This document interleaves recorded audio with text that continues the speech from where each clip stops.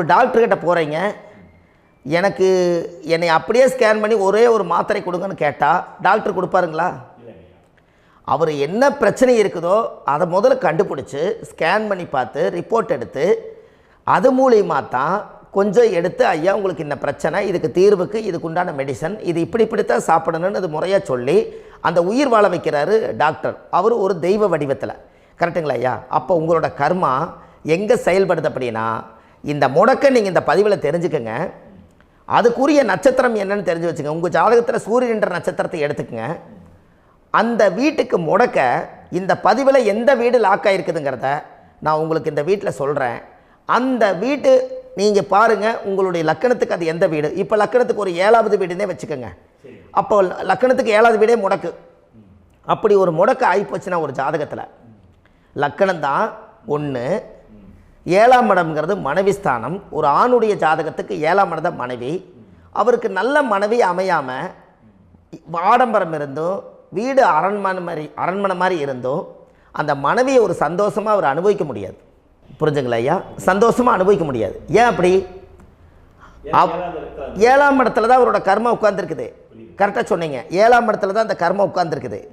அப்போ அந்த 7ஆம் இடத்துல இருக்கக்கூடிய அந்த கர்மா போன பிறவியில் நீ மனைவிக்கு சோறு போடாமல் மனைவியை கட்டி வச்சு அடிக்கிறதும், மனைவியை துன்புறுத்துறதும், அந்த மனைவி இருக்கவே இன்னொரு வாழ்க்கைக்குள்ளே போகிறதும், இங்கே வாழ வேண்டிய தாம்பத்திய சந்தோஷத்தை கொண்டு போய் இன்னொரு இடத்துல கொடுக்கறதும், தெரிஞ்சிருந்தே நம்மளுடைய மனசுக்குள்ளே திருடுத்தனமாக வாழ்கிறதும், இது எல்லா கர்மாவும் போன பிறவியில் நாம் செய்த ஊழ்வினை கர்மா தான் உங்கள் ஜாதகத்தில் 7ஆம் இடம் முடக்கு.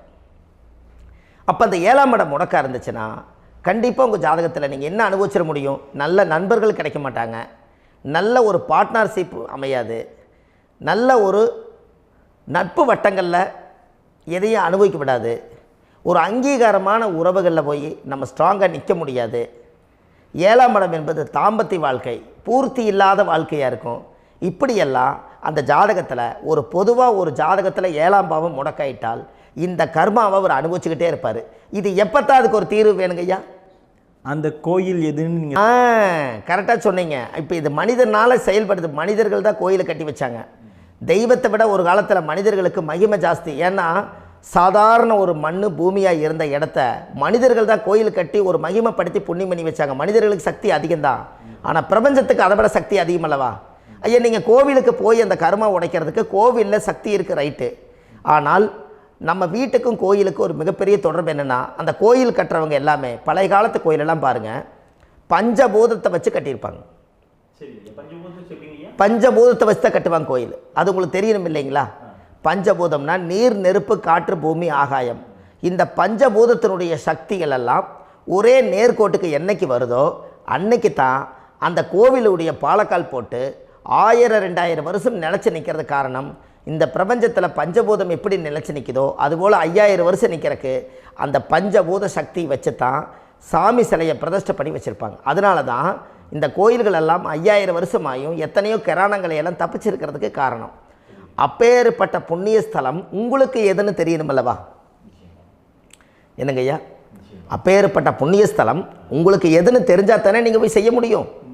இல்லாட்டி கண்டிப்பாக தெரியாது. அப்போ இந்த முடக்கு தோஷத்தை கடவுள்கிட்ட கொண்டு போய் ஒப்படைக்கணும். நாம் பிறக்கும் போது கொண்டு வந்த கர்மாவை நாம் இருக்கும் காலத்தில் கொண்டு போய் இந்த கர்மாவை சுத்தப்படுத்தி, நீங்கள் பாவ ஆத்மாவை இந்த பூமியில் பிறந்து பூலோகத்தில் எல்லா புண்ணியத்தையும் செஞ்சுட்டு இந்த பூலோகத்தை விட்டு நீங்கள் போகும்போது புனித ஆத்மாவாக போகணுன்னா உங்கள் கர்மாவை கொண்டுட்டு போகாதீங்க, கர்மாவை நிவர்த்தி செய்யுங்க.